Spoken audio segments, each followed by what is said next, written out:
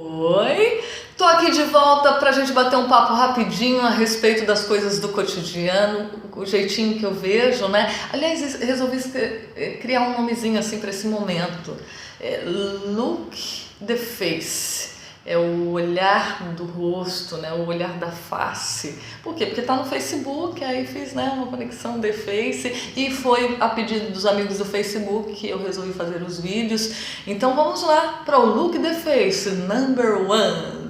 Ó, tem aqui embaixo um vídeo onde eu estou agradecendo os comentários da semana passada. Então vou fazer assim, sempre na semana posterior agradecer os comentários do vídeo anterior, que aí dá tempo de todo mundo escrever, quem quiser comentar, e eu agradecer falando o nome de cada amigo meu que mandou um recadinho, tá bom? Conhecido, né? Ou pessoas que compartilharam e receberam.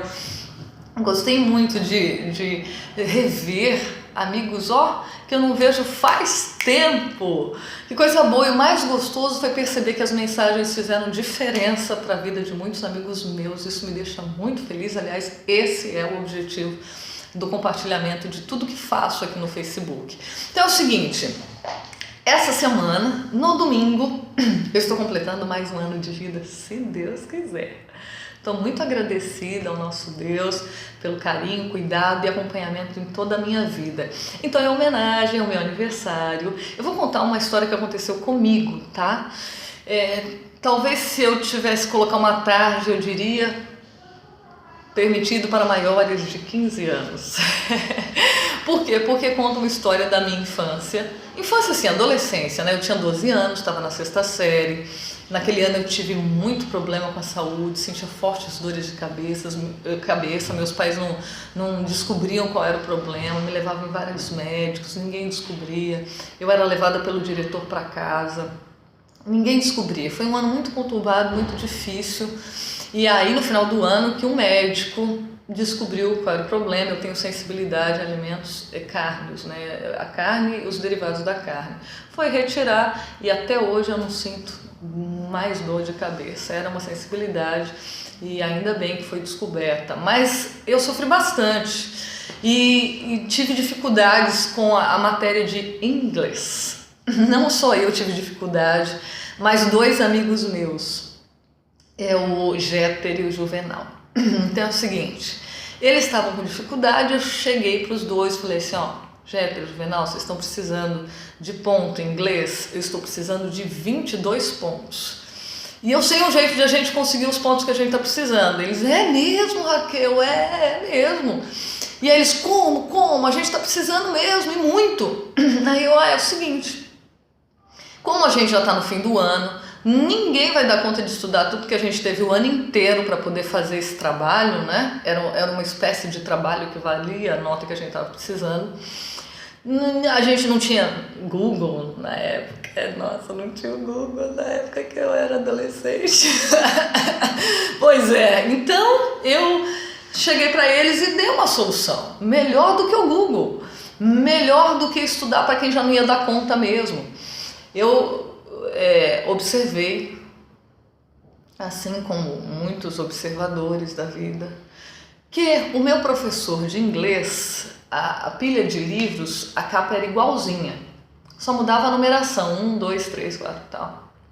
E que nós tínhamos como conseguir aquele livro. Eu falei para eles, é o seguinte, eu tenho uma ideia que é pegar o livro do professor para a gente responder as perguntas, porque é todo respondido o livro dele, eu já vi que é respondido.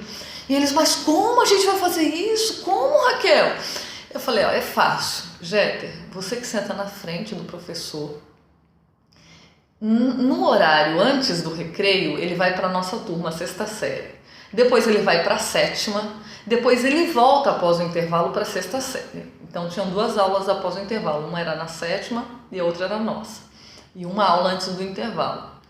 Então vocês vão fazer o seguinte, Jeter, você que está sentado na frente do professor, quando ele vir dar aula antes do intervalo, você vai com todo cuidado, quando ele estiver no quadro, escrevendo e tal, pegar o livro, e aí nós no recreio respondemos tudo bonitinho. Quando ele voltar da 7ª série, você devolve do mesmo jeitinho que pegou. Bom, né? Aí ele falou assim, Raquel, mas tem um detalhe, e se ele vê a hora que eu estiver tirando ou estiver colocando o livro? Eu, não, Tá tudo pensado, deixa comigo. É o seguinte, quando ele for, você for devolver o livro, ou pegar, né, se eu perceber que ele tá voltando do quadro, eu que tô aqui no outro canto da turma, né, eu sentava no fundo no outro canto, junto com o Juvenal, a gente chama a atenção dele, distrai ele, e aí é o tempo de você devolver rapidinho, ser bem rápido, ligeiro. Aí ele, não sei não, será que vai dar certo? Vai, o Juvenal vai, claro que vai, ser esperto, aquela coisa toda. Aí o Jeter, o professor veio no primeiro horário, deu a nossa turma, no finalzinho da aula, o Jeter foi, pegou o livro, tirou o livro, nós corremos, respondemos no intervalo, tudo que precisava copiamos, 10, tudo ótimo.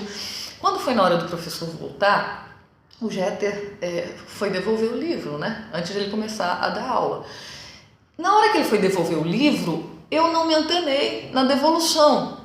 Tava aquele retorno de intervalo e tal, eu não prestei atenção. O que acontece? Quando o professor foi para a lousa, para o quadro, como de costume, eu já tinha observado isso, ele de repente voltou e viu a hora que o Jeter estava colocando o livro de volta.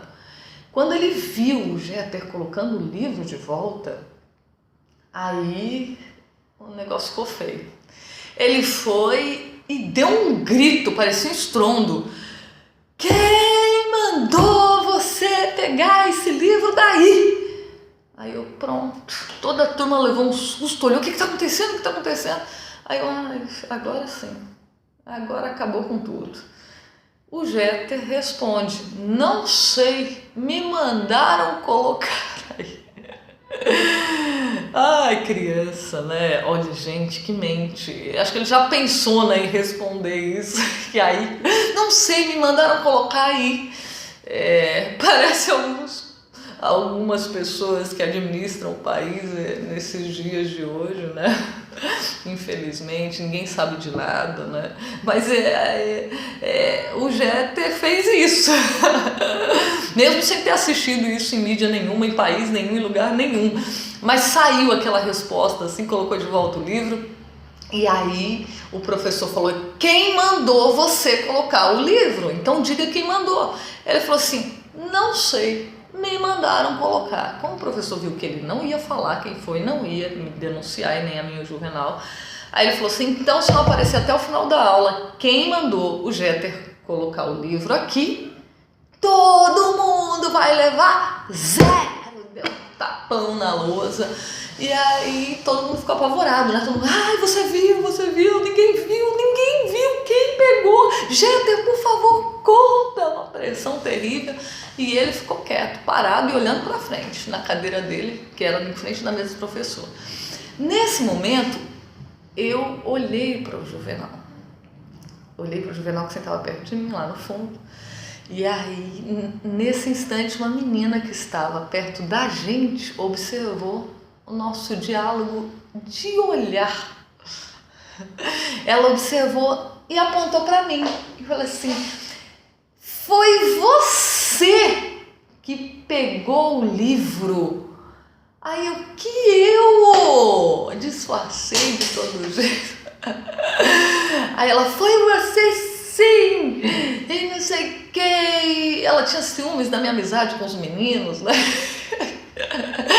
Aí eu fui e falei assim, fica na sua, viu? Aí aquilo no coração tava assim, doendo muito, né? Puxa vida, eu seria responsável por uma coisa que meus colegas não fizeram. Então eu peguei, tirei uma folha de papel, peguei o lápis, escrevi um bilhetinho para o professor, fechei e chamei a fuxiqueira, falei assim, vem cá, leva ali para o professor, não abre, entrega para o professor esse bilhete. Ela pegou o bilhete, levou para o professor, entregou, só que quando ela levantou, ela falou, eu tenho aqui, professor Nanã, quem pegou o seu livro, eu sei quem é. Ela levantou bem alto como o maior troféu que ela tinha na mão e foi caminhando. Lembro como se fosse hoje, todos os meus colegas, a turma assim, eu nem respirava, se caísse um alfinete no chão, a gente ouviria o barulho de assim, segurar a respiração. Quem será? E agora o professor vai dar 0 pra gente ou realmente a pessoa, ela sabe, confessou? Eu sei que todo mundo ficou em silêncio total. O professor pegou o bilhete na mão, abriu o bilhete, leu, fechou o bilhete, guardou dentro das coisas dele. E aí eu pensei, nossa, ele vai falar, né? Raquel, se levante e vá para a diretoria. Fiquei só guardando, cabeça baixa na carteira e nada do professor dizer, Raquel, vai para a diretoria. Eu levantei a cabeça, ele foi para a lousa, deu aula normalmente, como se nada tivesse acontecido.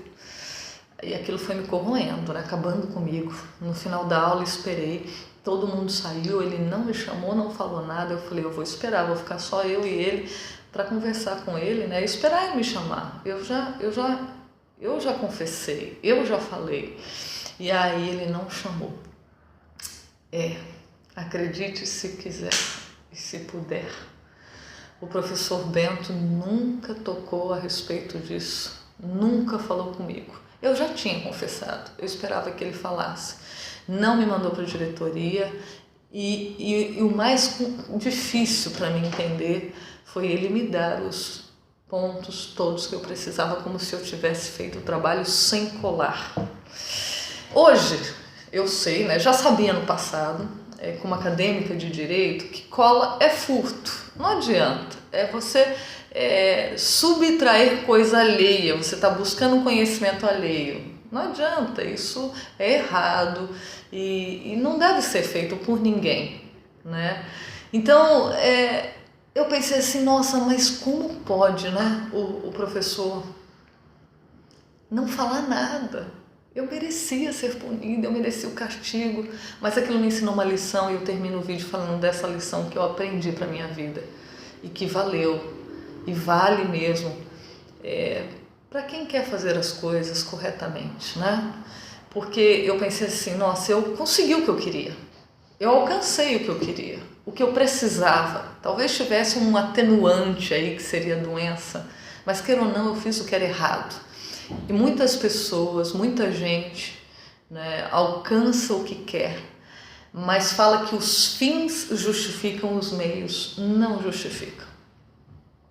A forma como você alcança alguma coisa faz diferença. Eu alcancei o que eu quis, mas eu estraguei a confiança que o professor tinha em mim. A gente se dava bem, eu gostava muito do professor Bento. E eu estraguei essa confiança. Então, aquilo doeu muito para mim.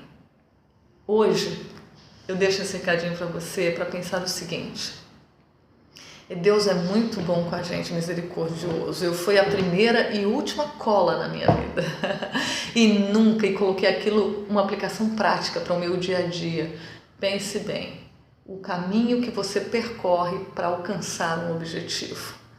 Que Deus ajude a gente, tanto no caminho quanto no alvo, sermos pessoas corretas, pessoas dignas, pessoas que apesar das lutas, das dificuldades, né, não alcançamos um trabalho falando mal dos outros, não alcançamos um grau de respeito tirando o dinheiro dos outros, que seja todo o caminho percorrido de forma digna, porque nós temos um Deus que quer sempre nos abençoar.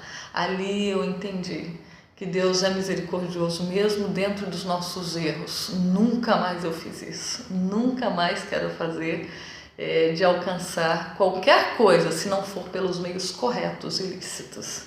Que você tenha um feliz, um ótimo sábado e que o Deus do começo, meio e fim esteja acompanhando todas as suas conquistas, todos os seus trajetos. Beijo no coração e um feliz sábado. Tchau, tchau.